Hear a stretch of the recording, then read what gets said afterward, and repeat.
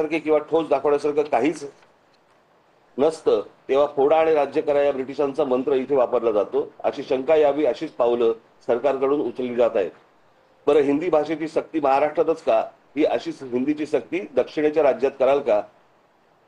आणि करून तर बघा, तिथली सरकार पेटून उठतील, पण इथलं राज्यातील सरकार आणि त्यातील घटक पक्ष निमूटपणे हे सगळं खपून घेतात, म्हणून ही सक्ती केली जात आहे. बाकीच्यांचं आम्हाला माहीत नाही, परंतु आम्हाला त्याच्याशीही देणं घेणं नाही, पण महाराष्ट्र नवनिर्माण सेना हे खपवून घेणार नाही.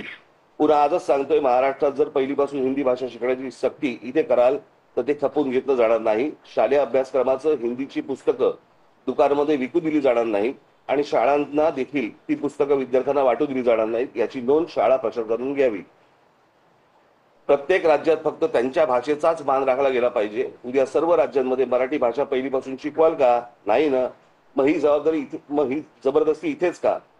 हा मुद्दा टाळू नये असं माझं सरकारला आव्हान आहे. पण या आव्हानाला आव्हान देणार असाल आणि हिंदी लादणार असाल तर मात्र संघर्ष अटळ आहे आणि ज्याला फक्त सरकारच जबाबदार राहील.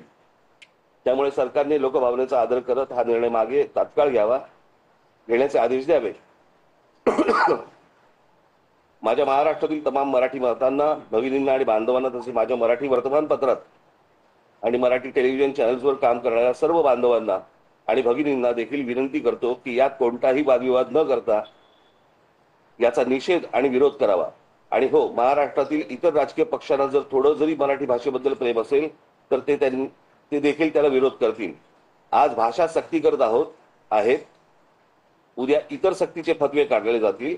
म्हातारी मेल्याचं दुःख नाही, पण काळ चोकावतो. हे माझं पहिलं पत्र होतं.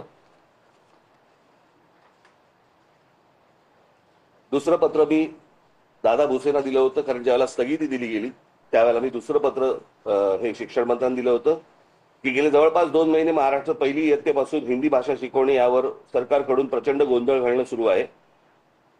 सुरुवातीला पहिल्या इयत्तेपासून 3 भाषा विद्यार्थ्यांना शिकवणार आणि त्यात हिंदी भाषा ही तिसरी सक्तीची भाषा असेल असं घोषित केलं गेलं, ज्याच्या विरोधात महाराष्ट्र नवनिर्माण सेनेने आवाज उठवला आणि ज्याच्यामुळे जनभावना तयार झाली. ती जनभावना इतकी तीव्र होती की सरकारने तिसऱ्या भाषेसाठी हिंदी सक्ती केली जाणार नाही असं घोषित केलं.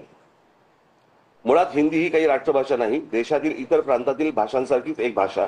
ती शिकण्याची सक्ती का केली जात आहे? कुठल्या तरी दबावाखाली सरकार घरंगळत का जात होतं हे माहीत नाही, पण मुळात पहिल्या इयत्तेपासून 3 भाषा मुलांना का शिकायला लावायचा हा मुद्दा आहे.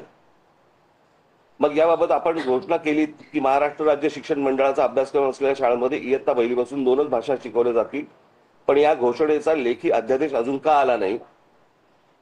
माझ्या महाराष्ट्र सैनिकांची माहिती आहे की आधीच्या 3 भाषा शिकवणे आणि त्यात हिंदीचा समावेश करणे या निर्णयाचा आधार घेऊन हिंदी भाषेच्या पुस्तक छपाईला केव्हा सुरुवात झाली आहे. आता पुस्तकं छापली आहेत, मग पुन्हा आपल्याच निर्णयावरती घुमजाव करायचं असं काही करण्याचा सरकारचा काही डाव तर नाही ना? असं काही नसेल असं मी गृहीत धरतो, पण असं काही झालं तर महाराष्ट्र नवनिर्माण सेना जे आंदोलन उभं करेल त्याला सरकार जबाबदार असेल. देशातील अनेक राज्यांनी इयत्ता पहिलीपासून 2च भाषा आणि हिंदीची सक्ती झुगारून दिली. याला कारण त्या राज्यांची भाषिक अस्मिता. कंसात मंत्री महोदय, आपण आपले सहकारी मंत्रिमंडळ हे देखील जन्माने मराठी आहात. आपण इतर राज्यातील हिंदीला विरोध करणाऱ्या शासनकर्त्यांसारखे कधी वागणार आणि आपल्या भाषेची अस्मिता कधी आणि कशी जोपासणार? त्या इतर राज्यांसारखी तीव्र